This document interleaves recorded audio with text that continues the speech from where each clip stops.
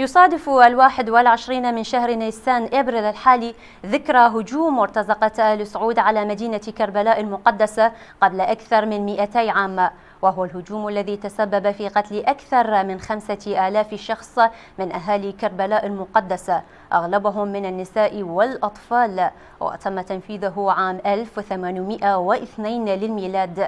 وأقام مرتزقة آل سعود بهدم وحرق ضريح الإمام الحسين عليه السلام، ونهبوا كل النفائس والمجوهرات والتحف التي كان يهديها الملوك والسلاطين لضريح الإمام الحسين عليه السلام.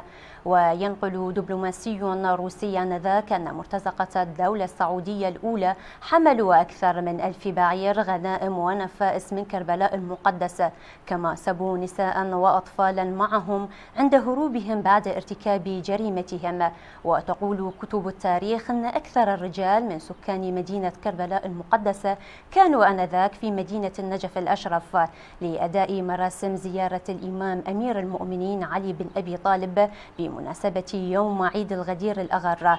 وتم الهجوم على كربلاء المقدسة في زمن الحاكم الثاني عبد العزيز بن محمد، فهاجمت قواته كربلاء المقدسة بقيادة ولده سعود مع 12,000 مرتزقة، وأخذوا في نهب النفائس والمجوهرات والسجاد الفاخر والمعلقات الثمينة والشمعدانات وقلع الأبواب المرصعة بالأحجار الكريمة. واستمر الهجوم لمدة 8 ساعات، ثم خرجوا منها قرب الظهر ونقلوا ما نهبوه على أكثر من 4000 جمل.